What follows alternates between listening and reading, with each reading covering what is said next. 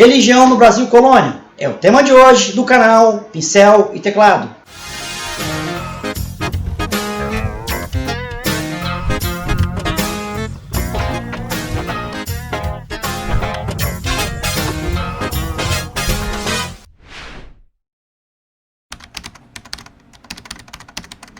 Fala galera, beleza? O tema de hoje do canal Pincel e Teclado é a religião no Brasil Colônia. Bom, vamos lá. Vamos analisar nesse caso a atuação da Igreja Católica. É importante sabermos que Portugal é um país católico e, como tal, obrigava a todas as suas colônias serem católicas também. Primeiro ponto. E qual era a ferramenta que usava para isso? Era o padroado. O padroado, simplificando a ideia, é como se transformasse a Igreja Católica em mais um órgão público. Por quê? Eu, o rei, pago o ordenamento dos religiosos, construo igrejas, ou as protejo, e nomeio os religiosos.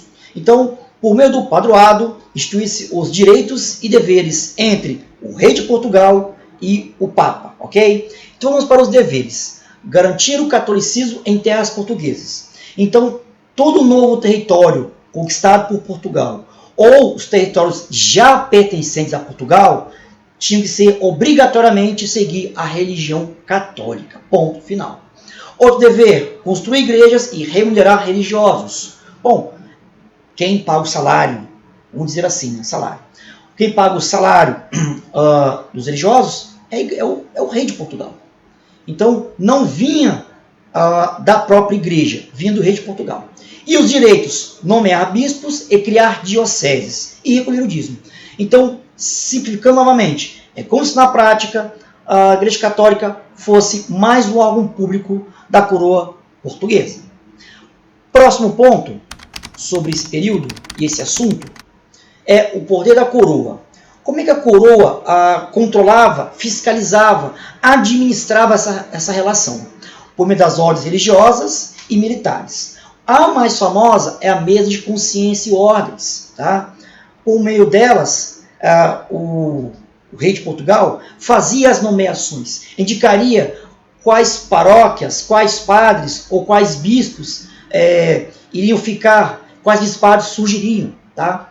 Outro ponto, a divisão, a separação, a diferença entre a função da coroa aqui no Brasil, por exemplo. O que é o clero secular? Entenda o seguinte, é aquele clero que você tem contato. Você, pessoa comum, tanto da cidade quanto do interior, tinha contato. É o bispo, é o padre da paróquia. É aquele que faz os sacramentos, faz os casamentos, o batismo, o velório, a eucaristia. Esses, clero secular, é o clero que as pessoas têm contato normalmente. Ponto. Já o clero regular são as ordens religiosas. Então, eu vou ter no Brasil jesuítas, franciscanos, carmelitas, beneditinos. Os mais destacados são os jesuítas da Companhia de Jesus, ok? Em segundo plano, os franciscanos. Para quem é aqui do Espírito Santo, por exemplo, o Praça Anchieta era um prédio, era uma escola e igreja jesuíta. Já o Convento da Penha era uma obra franciscana, ok? Qual a função deles? Não era com o homem branco, não era na catequese com os fiéis. Aqui era com o nativo. A função de catequizar o nativo era do clero regular. Então é comum que essas ordens religiosas não ficassem próximas das áreas urbanas ou próximas de povoados, mas sempre isoladas das chamadas reduções ou aldeias jesuítas, no meio do interior, no meio da mata. E educação. Eram eles que eram responsáveis pela educação dos filhos dos colonos. Veja bem, quando os colonos vinham para cá e tinham filhos aqui, ou quando vinham com os seus filhos, alguém teria que educá-los. Então cabia a quem educá-los? As ordens religiosas. No caso também os jesuítas, ok? Mas apenas essa relação. Bom, próximo ponto. A Inquisição no Brasil. Veja bem, no contexto da Contra-Reforma, a Igreja reativou a Santa Inquisição, que perseguia, julgava os hereges e, digamos assim, o exemplo mais, a punição mais clássica, digamos assim, era a queima na fogueira. No Brasil, ou na América Portuguesa, eu não tinha uma sede da Inquisição aqui. Já na América Espanhola, eu tenho uma sede lá. Ou seja, se alguém quisesse denunciar uma outra pessoa por heresia, teria que mandar uma carta para Portugal, Portugal receber a carta, Portugal mandar para cá a visitação. Ou os membros da Inquisição. O ato deles virem de Portugal para o Brasil, digamos assim, ficou conhecido como visitação. O ato da Inquisição portuguesa vir ao Brasil, punir os hereges e ir embora. Ok? Então, a Inquisição no Brasil ela não tem uma sede. Ela vem, pune e vai embora. Ok? Então, qual era a sua função aqui no Brasil? Combatiam ritos e sincretismo religiosos. Ou seja, qualquer coisa, qualquer religião, qualquer credo, qualquer coisa que oferecesse uma nova interpretação do próprio cristianismo / catolicismo, ou uma outra religião completamente diferente, como o judaísmo, ou como botar assim, o islamismo, ou as religiões africanas, que são animistas. Então, combatiam qualquer interpretação sobre o cristianismo ou uma nova religião.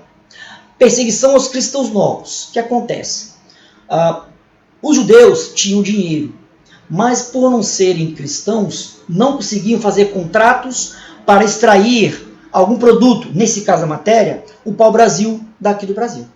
Então, para conseguir o contrato, muitos judeus irão se converter ao catolicismo, e se ela de se converter ao catolicismo, eles serão conhecidos como cristãos novos. Só que secretamente ainda praticavam o judaísmo. Outro ponto, perseguição aos acusados de feitiçaria, bruxaria, blasfêmia, mentiras, intrigas, homossexualidade, ou homoafetividade, como se diz hoje, e prostituição. Então, qualquer coisa que fugisse dos preceitos, dos bons costumes pregados pela Igreja Católica, era alvo de perseguição pela Igreja Católica. Próximo ponto é o sincretismo religioso. No caso, os africanos, quando chegam no Brasil, lá na África, eles são animistas. Eram politeístas, acreditavam em vários deuses, e cada deus representava um elemento da natureza. Isso é animismo. Cada elemento da natureza representa um deus. Ponto. Então, quando eles chegam ao Brasil, são forçados a deixar de lado seus credos e começar a assimilar o catolicismo. Só que essa dominação não é plena. Ocorre um sincretismo, uma mistura da religião africana com a religião católica. Onde isso é sincretismo religioso, junção de duas religiões. Resultado, muitas imagens dos deuses africanos, na verdade, serão os santos católicos, digamos assim, com uma roupagem, com uma cara africana. Okay? É nesse contexto que surgiram os calundus. Do século XV ao século XVIII, esse sincretismo religioso do catolicismo com as religiões animistas africanas dará o nome de quê? De calundus. A partir do século XVIII, vão ter variações e que irão originar o candomblé e depois a umbanda, que as pessoas hoje em dia costumam chamar de maneira pejorativa de macumba. Ok, gente? Bom, pessoal, sobre o tema religião no Brasil Colônia, é isso aqui, ok? Obrigado pela atenção. Pedir para vocês, não esqueça de curtir o canal, beleza, galera?